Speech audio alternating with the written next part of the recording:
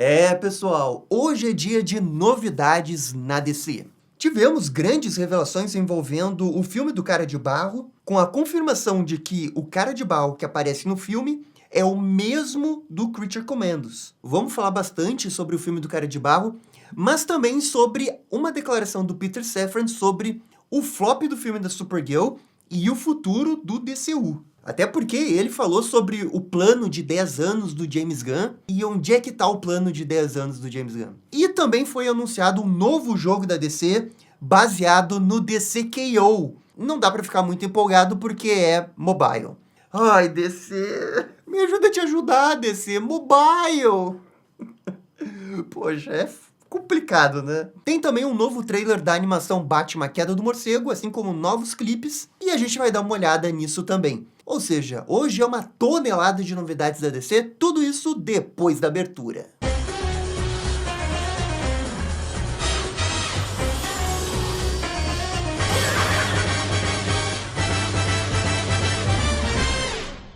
E pessoal, só antes da gente começar o vídeo, eu queria convidar você para virar membro aqui da Batcaverna. O canal precisa muito do apoio dos membros para permitir que a gente tenha vídeos especiais, vídeos longos, vídeos de HQs. Realmente precisamos de todo esse apoio e se você virar membro vai estar ajudando, além de ter algumas recompensas bem legais. Beleza, vamos falar agora de DC Studios. Cara de Barro, né, que como vocês sabem é o filme que vai introduzir o cinema 5.0. É o filme mais aguardado do ano, o filme mais aguardado da DC de todos os tempos, vai quebrar todos os recordes de bilheteria, todo mundo sabe disso. E o filme foi o grande destaque dessa semana no site Entertainment Weekly, que é um dos sites / revistas mais importantes lá de Hollywood. E nessa matéria eles entrevistaram o diretor do filme, o James Watkins, e eles comentaram sobre várias coisas envolvendo o filme. O primeiro ponto que eu quero destacar aqui é que o Matt Reagan do filme é o mesmo personagem que a gente vê no Creature Commandos. E eles confirmaram que o Creature Commandos se passa depois do Cara de Barro. Ou seja, na linha do tempo do DCU, nesse momento,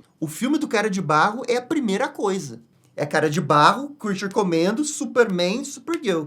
Uma belíssima linha do tempo, diga-se de passagem. Desde que esse filme foi anunciado, a galera tava com um pouco de dúvida se realmente o Matt Reagan do filme seria o Cara de Barro do Creature Commandos. Porque no Creature Commandos, ele já tá meio diferente na personalidade. Já dá pra ver ali que ele tá full vilão, tá matando pessoas, não tá nem aí com ninguém. Enquanto que o filme do Cara de Barro, do Matt Reagan, parece que vai tentar humanizar o Cara de Barro, né? Mostrar essa origem trágica dele. E algumas pessoas não conseguiam ver essa mudança de personalidade, entendiam que poderiam ser dois Caras de Barro. Até porque, só lembrando, né, nos quadrinhos tem mais de um Cara de Barro. E por isso que algumas pessoas acreditavam que o Cara de Barro do Creature Commandos poderia ser o Basil Karlo e o do filme o Matt Reagan. Mas isso não se confirmou. É o mesmo Cara de Barro. E olha, sinceramente, eu não me importo. Mas com certeza é muito mais simples você explicar que é a mesma pessoa, só que agora ele já tá tanto tempo como Cara de Barro que a mente dele já despirocou total e ele tá full vilão. E ok, faz sentido. E indiretamente o fato desse filme ser uma prequel do Creature Commandos traz uma notícia muito boa pra quem é fã da DC, porque inviabiliza qualquer chance de um cameo do Rick Flag Sr. Yes! Estamos livres do Rick Flag Sr. dessa vez. Olha, eu tava com certo medo de que esse filme terminasse com o Rick Flag Sr. prendendo o Cara de Barro e mandando pro planeta salvação. Ufa, isso não vai acontecer, não dessa vez. Estamos salvos. Estamos salvos. O diretor do filme também comentou um pouco sobre a Gotham do filme dele. E como ele construiu essa Gotham em parceria com James Gunn, o que eu acho super válido, bem legal. A proposta dos dois sempre foi fazer uma cidade suja, que mostra que é uma cidade corrupta, mas não é uma cidade excessivamente dark. Eles queriam mostrar cores. E isso fica bem visível no trailer que a gente viu, especialmente nessa cena, né, que tem as cores vermelha com verde. Como a gente já teve tantas adaptações de Gotham no live action, é muito difícil dizer, né, o que eles têm que fazer para deixar essa Gotham diferente. Eu espero que eles consigam encontrar uma identidade, mas eu também preciso ser sincero. Tipo, tá legal, mas também não tem nada demais, por enquanto. Também não dá pra cobrar uma super, hiper, mega produção da cidade de Gotham num filme do Cara de Barro. Porque os caras não têm orçamento pra nada. 60 milhões de dólares, pô. Eles não vão fazer uma super, hiper, mega Gotham.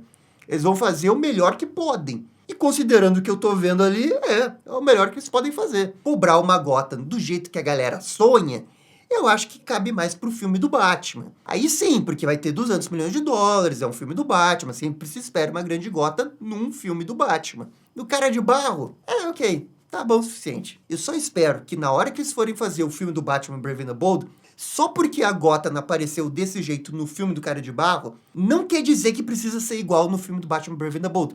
Ah, mas a coerência narrativa do universo... Não, eu sei que tem isso. É só que eu acho que dá pra ser mais cara de Gotham, sabe? E eu não quero que o orçamento limitado do Cara de Barro acabe limitando a própria visão da Gotham no filme do Batman Brave and the Bold. Dá pra expandir isso. Essa parada de tem que ser corrupta, tem que ser suja, beleza, todo mundo fecha aí nisso, né? Ninguém vai discordar disso. Mas também, na minha opinião, tem que ter os prédios arte deco, tem que ter gárgula no meio da cidade. E não é porque não tá no filme do Cara de Barro que, consequentemente, você não vai querer colocar por coerência narrativa no filme do Batman. Não, tem que ter. Mas pra esse filme do Cara de Barro, até o momento, ok, tá bom. Não sei se vocês concordam comigo. Outra coisa que diz na matéria é se poderia ter algum tipo de easter egg de Coringa ou de algum outro vilão. E o diretor do filme disse que tem vários easter eggs ao redor do filme, alguns easter eggs que a galera que conhece Batman vai reconhecer, mas eles também falaram que não é nenhum tipo um easter egg assim que vai te puxar pra fora da história. E quando ele fala isso, eu acho que ele quer dizer muito mais naquele cameo, um personagem grande que vai aparecer e vai chamar muita atenção. Com certeza, nesse guarda-chuva se encaixa o Batman. Então, se você tava esperando o Batman aqui, é bem provável que ele vai aparecer, tá, gente? Falando de Batman, a própria produção do filme brincou um pouco em chamar o Robert Pattinson. Mas aí eles falaram em tom de brincadeira, né? Porque uma das pessoas ali conhecia o Robert Pattinson, trabalhou já com o Robert Pattinson, e não tinha nenhuma chance do Robert Pattinson aparecer, até porque eles mesmos admitem que o Batman do Robert Pattinson tá salvando uma outra Gotham. A produção do filme mesmo sabe que não é o mesmo universo. E eu acho isso muito importante, eles reforçarem isso pela trilionésima vez, mas como teve o flop da Supergirl e teve o adiamento do The Batman Parte 2, voltou a surgir esse burburinho. Ah, mas estão adiando porque vão colocar o Batman do Robert Pattinson no DCU. Gente, eles não vão fazer isso. Já tá na cara, o James Gunn já falou 300 vezes. A produção do filme do Cara de Barro fala sobre isso. Eles não vão colocar, não vão colocar. Que bom que eles reforçaram de novo que isso não vai acontecer, porque não vai acontecer. A revista também divulgou várias novas fotos do filme. Tem também um pequeno ensaio em vídeo, que meio que vira a capa da revista. E esse ensaio aqui que eles fizeram, eu acho que ficou bem legal. Claro, isso não faz parte do filme, mas se o filme tiver essa pegada aqui, com essa música que eles utilizam aqui, essa trilha que tá no fundo, eu acho que dá um tom bem bacana pro filme. E bem, a gente ainda tem essa declaração do Peter Safran sobre o flop do filme da Supergirl. E eu vou ler aqui e vocês tirem suas próprias conclusões. Peter Safran falou: obviamente, como vocês viram nos últimos fins de semana, nem tudo vai dar certo. No caso, ele tá se referindo à Supergirl.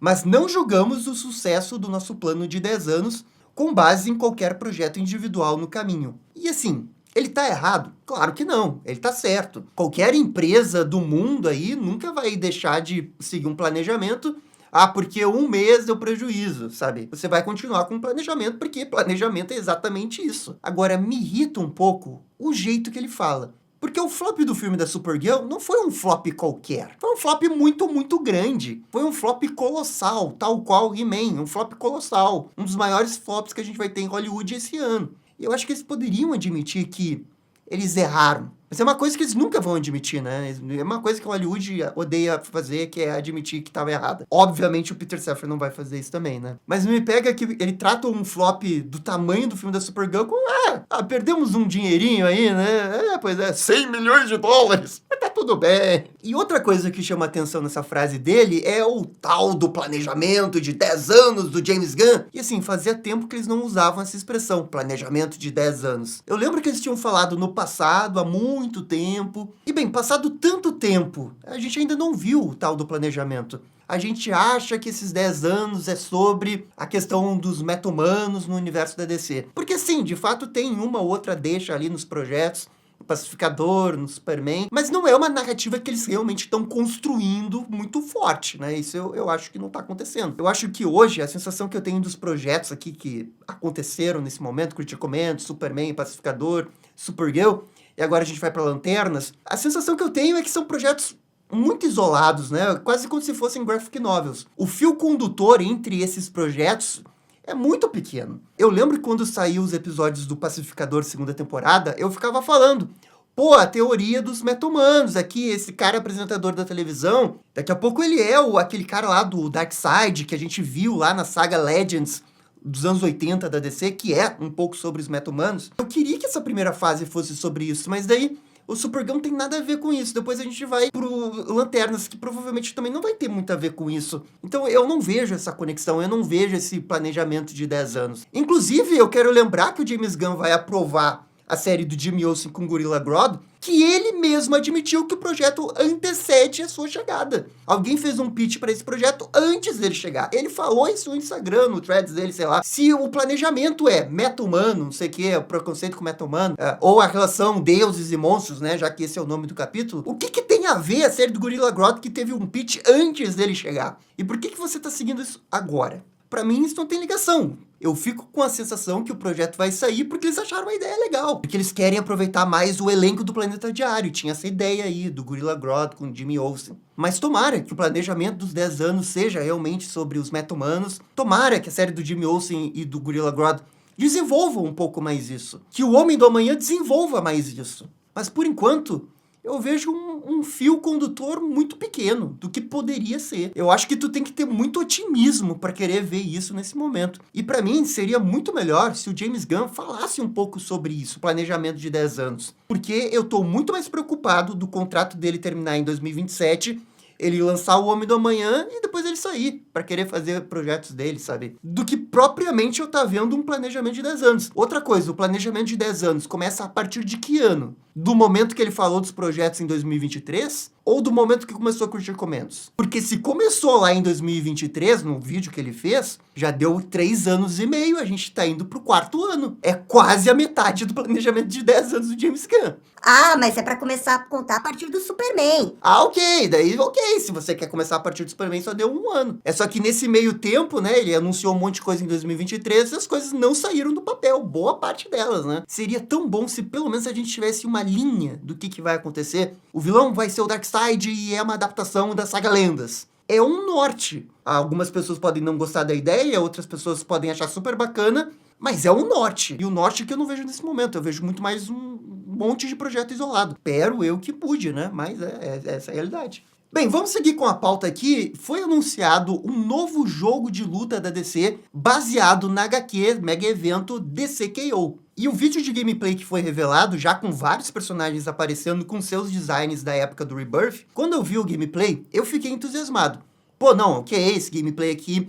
Tá lembrando um pouco Marvel vs Capcom. E eu sempre gostei de Marvel vs Capcom, sempre foi meu jogo de luta favorito, aquele estilo de Marvel vs Capcom sempre foi meu favorito. Agora a gente vai ter o sucessor espiritual desse estilo, que é o Marvel Tokon Fighting Souls, e eu sempre quis alguma coisa tipo isso pra DC. Claro que esse DCKO não é exatamente o Marvel vs Capcom, até porque é um jogo mobile e ele tem suas limitações. Nesse caso, ele até lembra um pouco aquele outro jogo de luta da Marvel, que tinha pra mobile e numa época fez bastante sucesso, mas isso tem mais de 10 anos. Mas mesmo simplificado, lembrava um pouco Marvel vs Capcom. Então, em termos de personagens, eu acho que tá legal.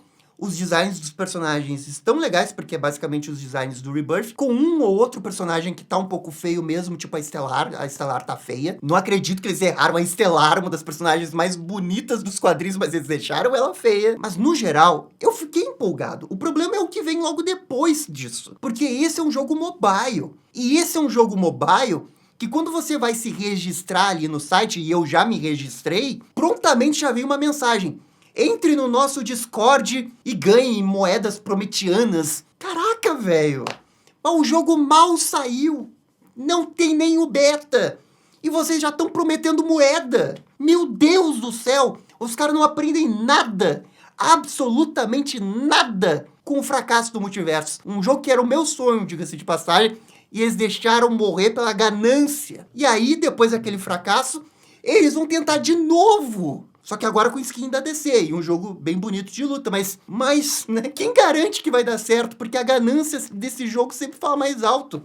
Jogo mobile, velho, com 2 tipos de moedas de transação, como que isso vai dar certo? A gente já tá em 2026, gente. Eles continuam insistindo com esse jogo. Poxa, DCKO daria um grande jogo de luta pra console. Mas não, vamos fazer mobile. Vão tirar dinheiro dos fãs da DC pra comprar skin lá, Batman ano 1, vão dar skin do Batman ano 1. Batman Animated Series, sempre vai ter skin do Batman Animated Series, é impressionante. Isso não foi confirmado, tá? Mas com certeza vai ser isso. Na própria tela de divulgação que tá no site, a gente vê o menu do jogo, e na direita do Bane aqui, que tá com um design bem maneiro, olha só, 2 moedinhas. E olhem a própria interface aqui. É o RPG quase, de tanto dado de HP, de ataque, de defesa. Um jogo de luta que isso não deveria importar. Mas claro que isso vai importar, porque vai ter um monte de quinquilharia que você vai comprar que vai ser pay to win de novo. Ai, é realmente frustrante. Nos últimos meses teve um rumor de que ia ter um novo jogo de luta da DC e que supostamente estaria sendo desenvolvido pela NetherRealms. Esse jogo aqui não é da NetherRealms, tá? Eu espero que esse jogo não seja o jogo que eles estavam especulando no rumor. Eu espero que esse jogo mobile aqui do DCKO seja outro e o jogo que a NetherRealms está desenvolvendo seja o jogo de console. E agora que o jogo do DCKO vai sair no mobile, que era inclusive a especulação que os fãs da DC estavam fazendo, o jogo da NetherRealms ia ser DCKO. Como a gente sabe que não é, a gente volta a olhar pro jogo da NetherRealms e achar que vai ser Injustice 3. Sabe? O que eles vão fazer? Não vai ser do Injustice, vai ser do universo principal da DC. Era pra ser DCKO. Vocês vão inventar uma outra marca de jogo de luta além do DCKO? No meio disso tudo? Acho muito difícil. Por isso que não sobra muitas opções. É o Injustice 3 quando esse jogo for anunciado. Tem, inclusive, um rumor que esse jogo vai ser anunciado na Game Awards, lá no final do ano. Bem, tem mais 6 meses. Eu acho que isso vai se confirmar. Para eles estarem dando um jogo mobile, é que eu acho que eles têm um outro jogo de console na mão. Mas mesmo que seja Injustice 3, mesmo que seja um grande jogo de luta, mesmo que seja da NetherRealms, mesmo que tenha pouca coisa de moeda, de DLC e etc., ainda assim é um grande erro você lançar um jogo como DCKO, o potencial desse jogo no mobile, com os mesmos problemas que a gente já tinha visto antes. Mas enfim, eu tô cadastrado, se eu receber o beta eu vou jogar, claro que eu vou jogar porque é da DC, e se for bom, eu faço um vídeo aqui elogiando, não tem problema nenhum. É só que eu não boto fé nesse sistema de moeda, porque é sempre um mau sinal, é sempre um mau sinal. E também que pena que eles gastaram o nome DCKO, que daria um baita de um jogo de console, com todo respeito aos jogos mobile, mas não dá. Não dá pra um jogo de DCKO, um jogo de luta que poderia ser muito grande, ficar no mobile. Ai, DC, me ajuda a te ajudar. A DC é sempre assim, é um passinho pra frente. Não, legal, jogo DCKO, jogo de luta da DC, tá certo?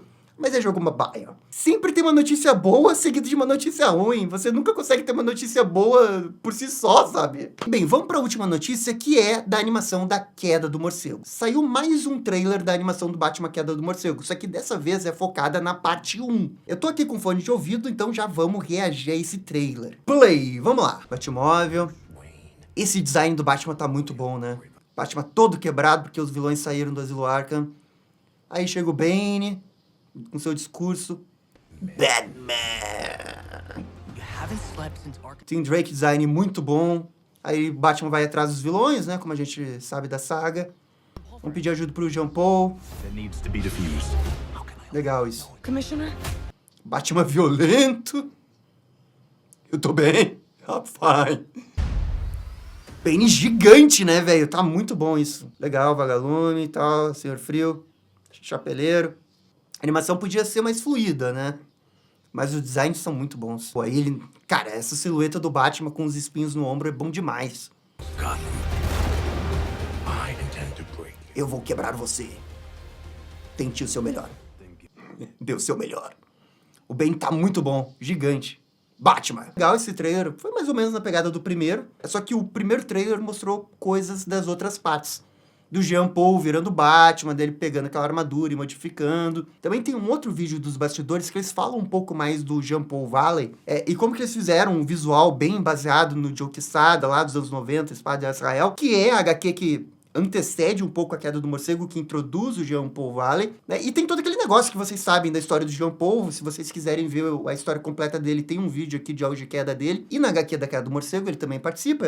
Como a gente sabe, ele vira o Batman, porque o Batman tá maluco das ideias em colocar ele como Batman. Nunca questione os métodos do Batman, tá? Isso não é uma boa ideia. Ele tava totalmente maluco da cabeça colocar o Jean Paul Valley. Mas ele coloca ali, ele vira o Batman, poucas ideias. E nesse vídeo que eles falam do Jean Paul Valley como Azrael, tem umas cenas bem bem violentas dele ali. Até por isso que eu não tô mostrando, até por isso que eu não tô reagindo, eu vi antes. Mas esse trailer aqui, ele evidenciou as mesmas coisas do primeiro. Os designs dos personagens estão muito bons, parece que vai ser uma adaptação bem fiel, e os pontos negativos seriam os mesmos, né? Tipo, os backgrounds não são tão legais assim, a animação parece um pouco travada, mas também tem outras cenas que tá bem fluida, tipo a transformação do Bane, a gente vê o braço dele se esticando ali, tá bem fluido, parece legal. Então é isso aí, tem pontos altos e pontos negativos nessa animação, mas só por não ser do Tomorrowverse e também por ser fiel, eu acho que a gente já tá vencendo, já é um progresso. Mas galera, é isso, essa é a minha opinião. Tivemos muitas novidades, comentem aqui embaixo o que vocês acharam de tudo isso que eu falei aqui.